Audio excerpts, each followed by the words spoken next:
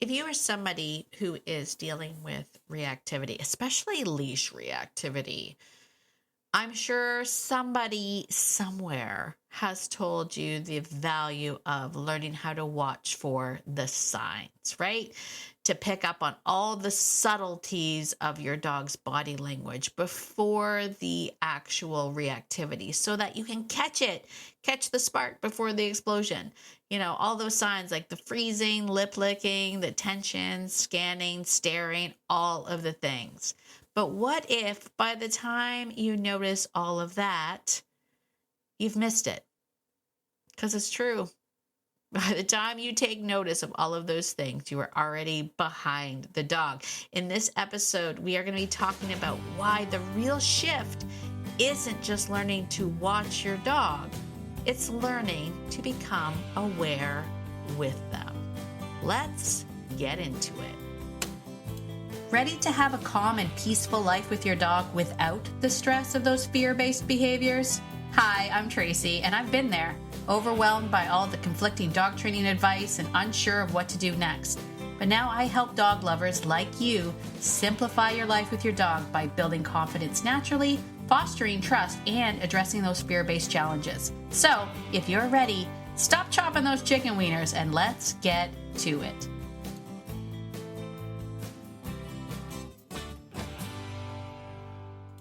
Hey there, friend. If you're tired of your walks being stressful, if you're constantly worried that your dog is going to bark or lunge or react or completely lose their ow, yeah, this is your sign. This is your sign, my friend, to stop trying to figure this out all on your own. Inside the Fearless Framework, I help dog lovers like you to learn how to stop reacting to your dog's behavior and start understanding what's actually driving it so that you can feel calm and confident and clear in real life situations with your dog. Because the goal isn't to just manage the dog. Your goal is to actually build trust and awareness and a relationship where your dog starts looking to you instead of the environment. This isn't meant to replace your other work that you've done. It's not meant to replace obedience. It's not even like obedience. It's something completely different. So if this is what you've been looking for, here is your sign. If you're ready for this kind of shift, come join us inside the Fearless Framework, my 12-month online program. You can find all the details in the show notes. Go to beyondobedience.ca/fearless, and I'll see you there. Well, hello, my dog-loving friend. It is Tracy. What happened to my voice there? It's Tracy. Welcome to Beyond Obedience. I'm going to have a drink. It's too early to be drinking, Tracy. Come on, reel it in. All right, welcome to Beyond Obedience. My dog-loving friend, I am so glad that you are here. I'm excited to jump into this topic here. I'm going to sort of dispel a couple of things. I'm going to we're going to come at this particular topic from a different angle. I want you to see it from a different side, because if you are somebody who has been dealing with, trying to figure out what to do when your dog is reactive and everybody says the same thing. Have you heard the phrase, you want to catch the spark before the explosion? Wouldn't that be nice? Catching that spark before the explosion. So everyone's got you there just staring at your dog, like watching for all the subtle signs, like the lip licking or the freezing or the scanning or the tension or the hyperfixation, right? And let's be real. I'm not saying those things don't matter. I'm not saying that those things matter. Those things do matter. And understanding your dog 100% matters. Getting to know your dog at a level where you can start to see those clues, super important. But, this is the big but. But, my friend, those things happen so fast. Oh, so fast. I swear your dog is like, hey, what's that thing over there? I'm going to go eat it. Like that's what they do, right? It happens so fast. It's funny because, even when we utilize a lot of video inside, the Fearless Framework, as well as my one-on-one coaching that I do. And I will say, even those times when we're trying to find the moment Like you have to like slow it down, frame by frame. And sometimes you're like, okay, that's not it. You have to back up. You'd be surprised how far you have to back up a video to be like, I think this is actually the moment where things start to turn. And the bottom line is the reason why video is so fantastic and why I love it so much is because one, we can slow it down, right? So our slow human eyes can capture those moments. But here's the other thing that I don't think we're giving ourselves enough credit for. And that is you need to be able to step outside of the moment to be able to see the full picture, right? When you're holding on to that leash, you're looking down at your dog from a different angle than what the actual full picture is. And there's no conceivable way that you are going to be able to catch all of those subtle little things. Like how are you seeing lip licks? You know, like how are you seeing that? I don't know how you're seeing that. I mean, I think we think about it now. I'm thinking about trying to walk with a dog, and the dog is there.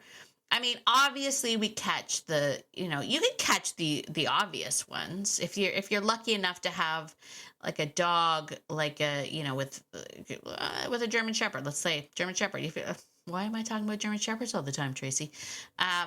If you happen to have like a dog with pointy ears. I love a good pointy eared dog because the ears tell us a lot. Like I love watching my dog's ears. You ever watch like the pointy eared dogs and they've got one ear facing one direction, one ear facing another, and neither one of those directions are facing you? Have you ever looked at that dog and thought, no part of you is paying attention to me right now? Not a single section of you is paying attention to me right now. You've got an ear over there and an ear over there and nothing going on for me. Like that's what I love about the pointy-eared dogs. And obviously we can see things like their dog, them tensing up. We definitely see when they're eye stalking, if they're focused on a dog and just intently not looking at you and all of those things. But the subtle things that are coming out where they're like, you should be able to tell that this happened. Listen, friend, you're not going to. That's the bottom line. And even if you become great at it, we're always behind the dog. We're always seconds behind the dog. And I think personally, the reason why we're always behind the dog is because we're looking at the dog. I really, truly do. I think it's because we've been told to put so much focus on paying attention to the dog. What's the dog doing? How's the dog feeling? What's the dog, all of that stuff that we spend all of our time staring at our dog. And we don't take a moment to actually pull ourselves away from that and observe the environment around us. We don't take that moment to observe what is actually going on around us. And because of that, we are always reacting after the dog has already processed the environment. We're essentially waiting for the dog's body language to tell us that there is something going on in the environment. And the problem with that is that because we're so obsessed with spotting the signals and categorizing that body language and catching the quote unquote moment, reactions are happening in milliseconds and humans miss them constantly. And then we feel like we're frustrated or we feel like we failed because maybe, just maybe the goal isn't to become a body language detective. The goal is to actually partner up with your dog. Instead of looking at your dog and how's my dog feeling and what's my dog like? Is my dog tense? My dog looks tense. Is my dog tense? Is there a whale eye? Are we like, what if instead you were like, what is my dog actually noticing? And if it's that dog over there, how does that dog make you feel? A lot of times when I talk to people and they're telling me about an incident that happened and their dog popped off again and it was reacting. And they'll usually get into like, what they missed and then what they did to manage the behavior. And I usually will ask something to the extent of, what was the other dog doing? And 9 times out of 10, 10 times out of 10, I don't think the person ever knows what the other dog was doing. They don't know. I bet you couldn't even pick that dog out of a lineup if you saw it.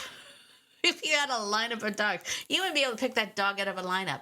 And the reason why I say that is because we become so hyper fixated on our dog. We have lost track of what's going on in the environment. What's happening actually around us? Where could this pressure be coming from? What has changed in the environment? We need to start being aware of that. It's one of the reasons why I love getting people to do that Be With session. I love getting people to do Be With because Be With helps us to be in the moment with the dog. And I have like a series of things that I ask my students to go through when we're talking about Be With. Be With starts out as an exercise of awareness, right? I get people to videotape it. We see where the dog goes, where they stay, where they move, how they move, what do they do, all of that stuff. We take all of that in. How interesting. Look at what the dog chose to do. And then later on, as we're moving through, I encourage people to do Be With all the time.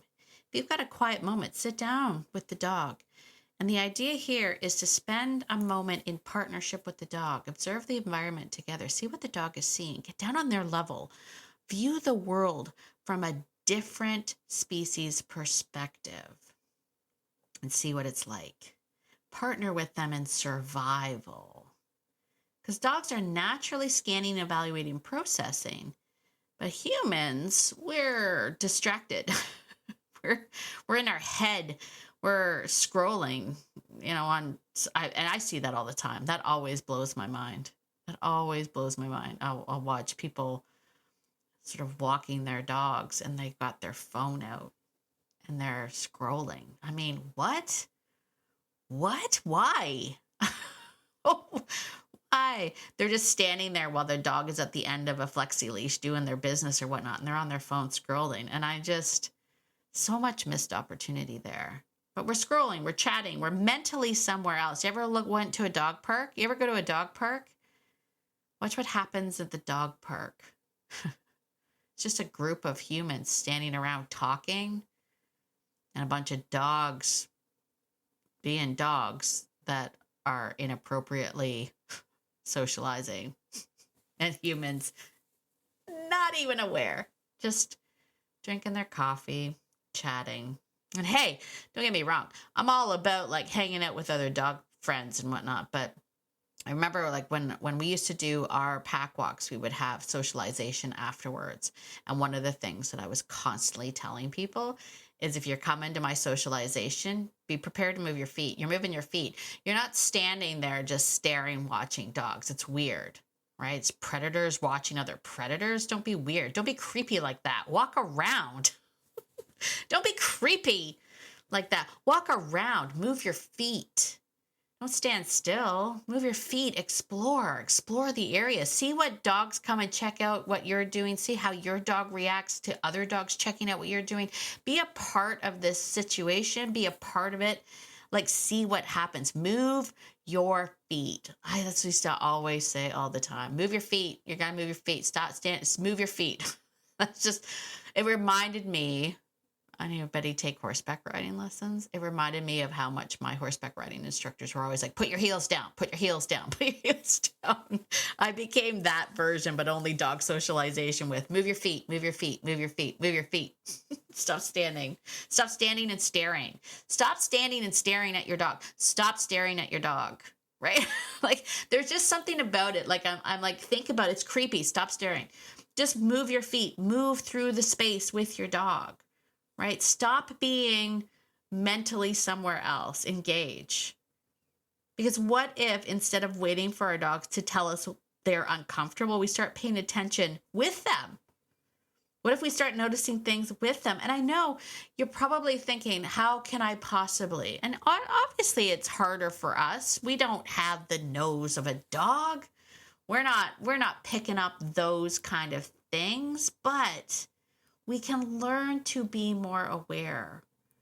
I think it's safe to say that many of us have lost our survival instincts when it comes to this situation, where we're in familiar territory, we're comfortable in our neighborhood. It's the same old dog park that we normally go to, right? I know that it's different for perhaps some of us ladies. We know a little bit more about being hyper vigilant in our environment when we're in places that we are not as comfortable, but that's a whole other topic. And I don't want to get into it, but I'm just saying, let's start to embrace that. Let's start to just be aware of what is going on. Okay. So I want to clarify some difference, because there's a difference between hypervigilance and awareness, because some of my friends who've been dealing with reactive dogs or fearful dogs will kind of push back at me and say, I am aware, Tracy. I literally go out and I'm constantly like looking for other dogs and people and all of the things. That's not quite the same thing. Okay. I mean, it is and it isn't. I want you to go out for awareness, but not with anxiety or obsessing, and not spiraling, not waiting and prepping for disaster. There's a difference. Okay. I know sometimes it's hard to tell that difference. But one of the things I will remind my friends that are working with, fearful or reactive dogs is that whenever you'll see a big change, how do I put this? You'll see a big change when, let's say, I take your dog out versus when you take your dog out. And part of the reason for that is because I too am assessing threats and looking for danger and all of those things. But I'm not looking for it as a way to avoid it. I'm looking for it as a way to build my relationship with my dog. I'm going to let that land for a second. I'm not looking to avoid the things. I'm looking for opportunities to bond and connect and build a relationship with my dog. And that is the mindset shift I want you to gather. The mindset shift I want you to kind of embrace here. Okay? Instead of you walking through life going, gosh, I hope nothing happens. I hope nothing comes out. I hope nothing. And you're scanning like, oh, what's that over there? What's that over there? I want you to just be aware. You see something? Oh, look, there's a dog coming up. Okay, what are we going to do about it?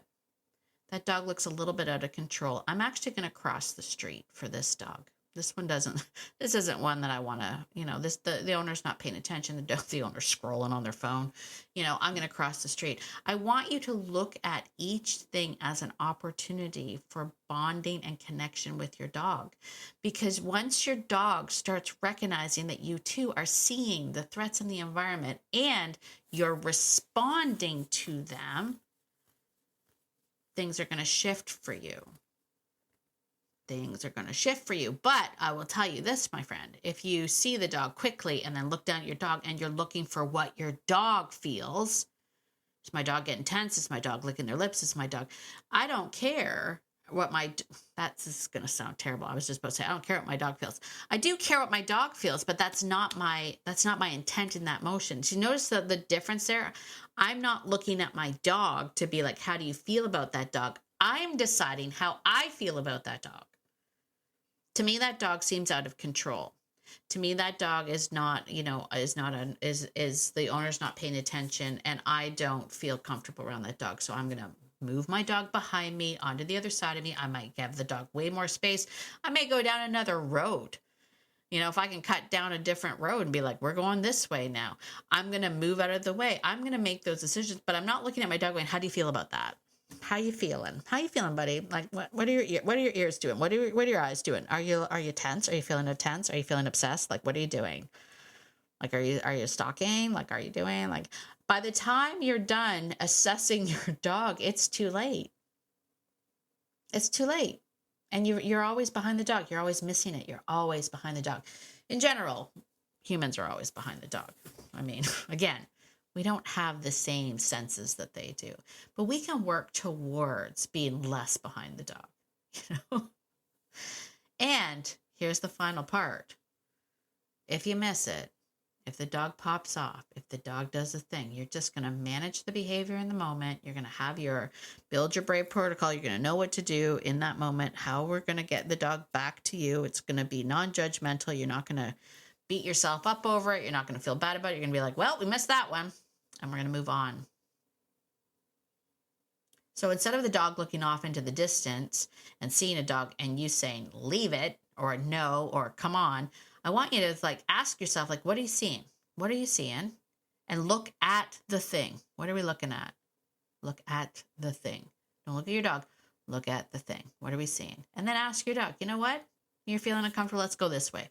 Hint. You know what's weird? I should really start video recording me doing these podcasts, because as soon as I said, what are you seeing? Let's go this way, my hand automatically came up as if I were to guide the dog away. I have this natural response that happens. You don't get to see it because there's no video, but I just automatically come this way, and my hand moves. It's almost automatic now. I'm always trying to be ask the dog, ask the dog, see how the dog feels. Oh, hold on one second. My phone went off. Hold, please. Apologies. My phone. This is a different day. I'm not going to lie. This is a different day. I don't normally record on this day. And so people felt like they could call me. And when I was like, I'm podcasting, they were like, how was I supposed to know? Anyway, that's a little behind the scenes of the things that go on here. Here, what was I talking about? Humans are usually behind the dog, okay?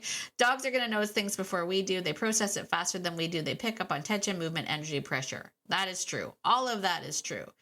Usually the dog knows that something has changed even before you realize there was something to notice. That's how far behind we are. Okay? But what if we started to treat it like a partnership? Right? Because most people expect the dog to adapt to the world and handle the pressure and to be quote unquote good. But your dog's probably out there being like, am I doing this thing all by myself? Am I alone in this? Am I the only ones that's saying the things? Right? So what if your dog stopped feeling like they had to handle survival by themselves? What would that look like? It would look like ease. That's what it would look like. That's what it would look like. It would look like ease. I tell you, I got thrown off by my phone conversation. It doesn't take much, my friend. Literally does not take much. I wish I was better at that. I could literally be off on a tangent and then be like, I won't ever find my way back home from that tangent. I will just be out there forever lost in my tangents. So I don't know. This could be a good place to close. Did I make any points? You tell me. Leave a comment on Spotify. Tell me if I made my point, or if you're just left going, what? All right, let's just start. Let's just end this by saying, listen, stop waiting for your dog to tell you that they're struggling. Start becoming more aware of the world with them. That's the goal. Right? Your goal isn't to control your dog through the environment, because there's too many variables. It's to become someone your dog feels safe navigating the environment with. That's what you're looking for. That's what you're looking for. All right, friend. I gotta go. I have lost my train of thought. I don't even know where it is anymore. So we're just going to end it there. Listen, if you like this kind of tangent ramblings of Tracy Beyond Obedience, be sure to follow the show. go ahead and head to Apple. Give me a 5-star written review. Really helps push this podcast out to more and more dog lovers like you and I. And if you are not already a friend of mine over on Facebook in the Living Beyond Obedience group, why not? Go over there. Go to the free Facebook group. Hang out over there. Today is the day where we're dropping all the pictures. You have to, once a week, you drop like your picture that sort of sums up your week with your dog. Drop a picture of your dog. Say hello over there. And as always, my dog loving friend, get out there today, and be the person that your dog thinks you are, because your dog thinks that you are amazing.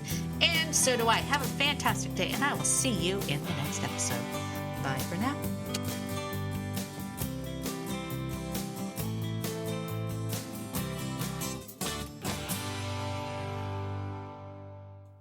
Oh, and one more thing. This podcast is meant for entertainment and education purposes only, and it's not meant to replace hands-on professional training. If you are really struggling with dangerous behavior from your dog, please reach out to a professional in your area. All right, I think that's it. Bye for now.